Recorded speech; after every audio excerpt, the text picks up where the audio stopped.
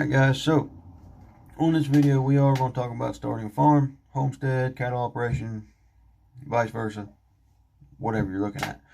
This first part will be about land and buying land.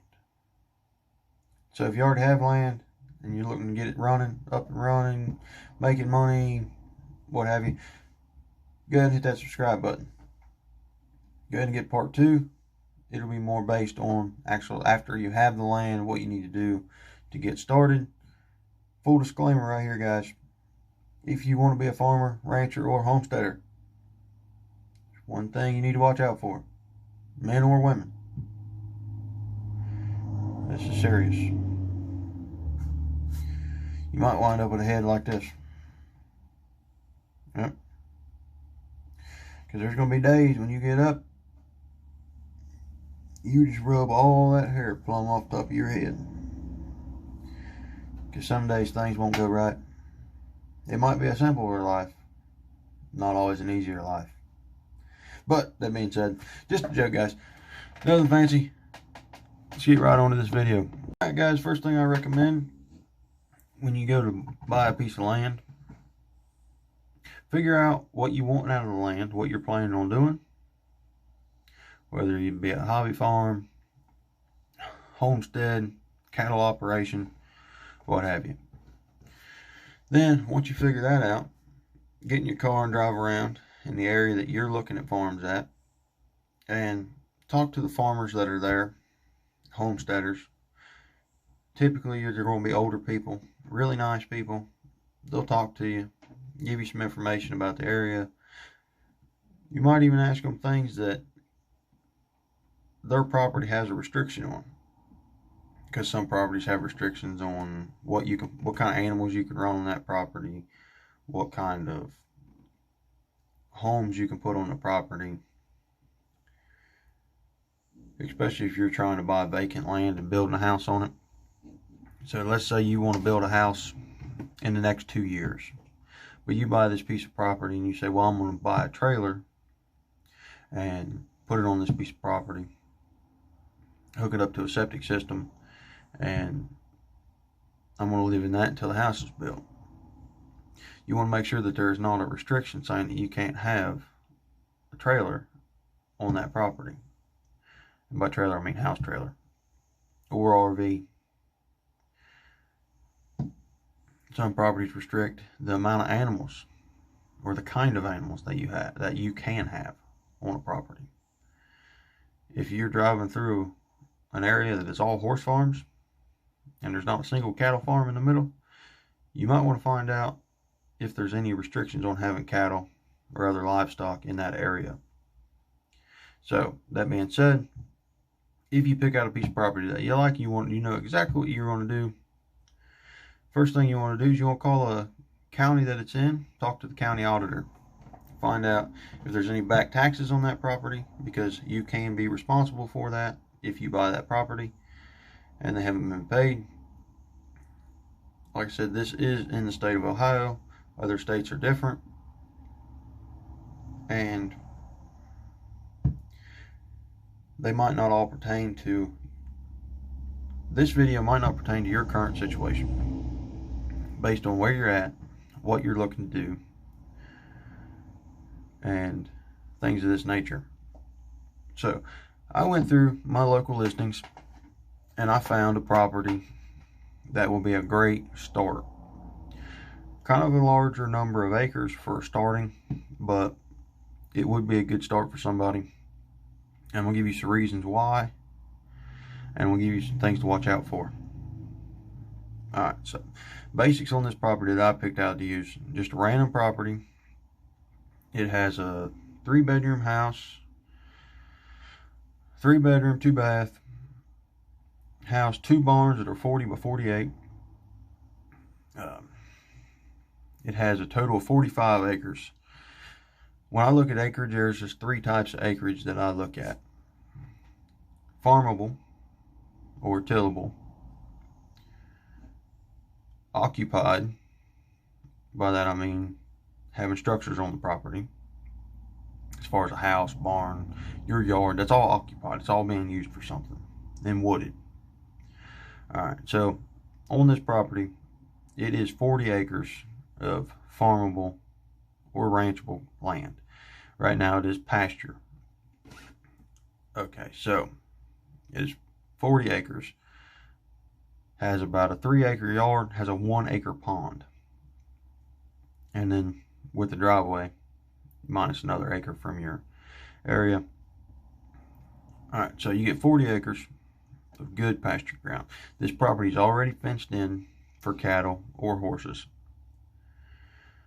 All right, the price of this property is $329,000. For the house, the barns, and acreage, that's not bad for a price. Now, you might not want a 45-acre property. You need to pick a property that fits your needs. If you're just trying to start a hobby farm, 10 acres might be about all you need, depending on what you want to do. Like I said, figure out what you want to do. So, like I said, this property, the reason I picked it, it has no deed restrictions. Good start.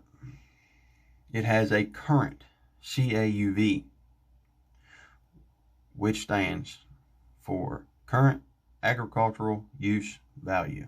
State of Ohio gives you a property tax reduction if you fall within certain parameters based on the amount of money that property makes. They base the property tax on the amount of money the property makes and not on the home's value or the land's value as far as the market goes. So, I want to talk a little bit about that. The current CAUV on this property is $1,190.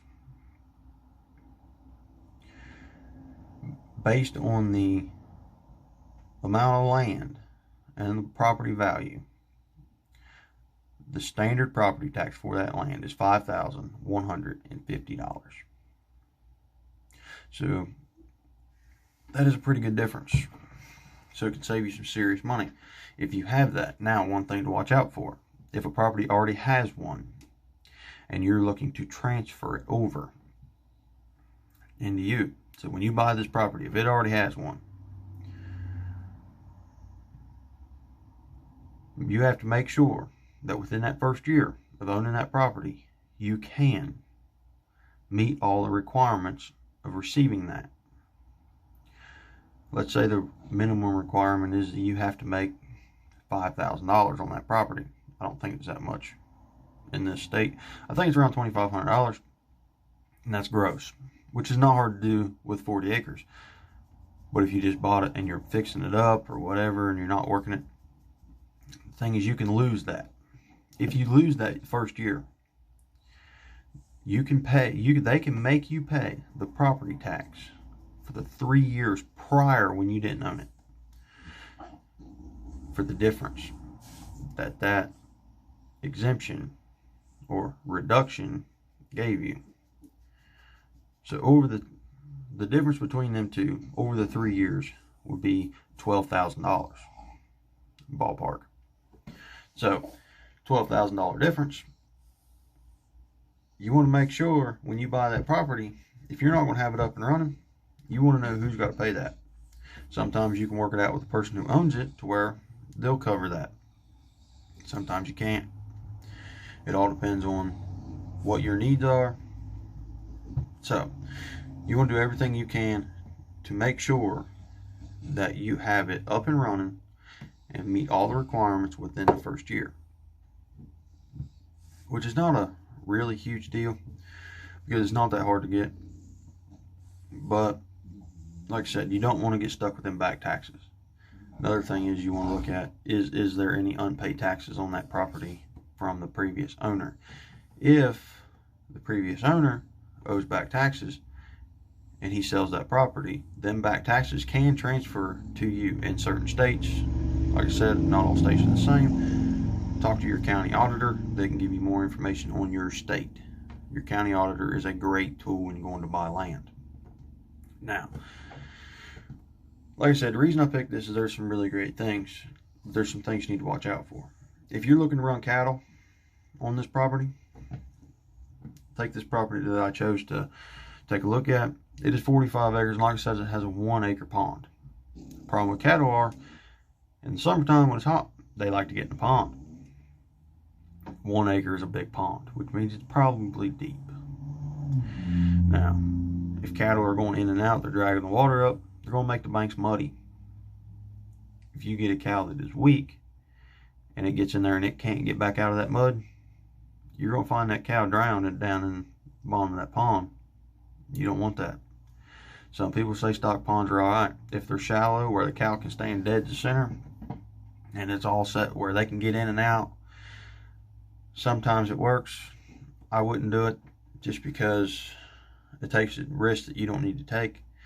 Plus, if the cow's drinking out of the water and they're standing in it, and then they're getting feces and urine and all this stuff in that water, it's not going to be real healthy for them to drink. So it's one thing you need to watch out for with it, like this property right here. Now then, on a property like this one right here, $329,000, if you go with conventional mortgage to buy this property. So let's say you've already bought a house, you have a house right now, and you're not able to sell your property, or you still owe money on your property, which is very possible. To buy this property right here with a conventional mortgage, you're going to have typically 20% down. So 20% of $329,000 is $65,000 roughly, before taxes and fees and all this stuff. So with that $65,000 down payment, $329,000 purchase, when you finance the rest of that, your payment for just the principal and interest is $1,224 a month. It doesn't include your home insurance, which can be another $115, $130, depending on what you're going to use the property for, whether you're going to have insurance for the livestock in case they get hit by a car or things like that. Now, so with that payment, you're looking at about $15,000 a year just to pay that mortgage. So if you want to work a full-time job, pay that mortgage, it's possible. But it can be difficult, especially first starting out. According to the USDA, when you first start a farm, you don't make a profit for the first 3 to 5 years. And that makes sense when you take a look at the equipment you're going to have, different things like this, different tax deductions. So you might make money, but you might not make enough to cover that payment. So you're going to have some kind of plan for that payment. Now, alright, this is not an expert opinion. I am just a simple farmer from Ohio, nothing major.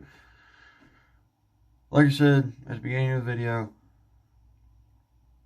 this might not apply to your current situation based on where you live, what kind of property is in your area, what state you're in, what county you're in.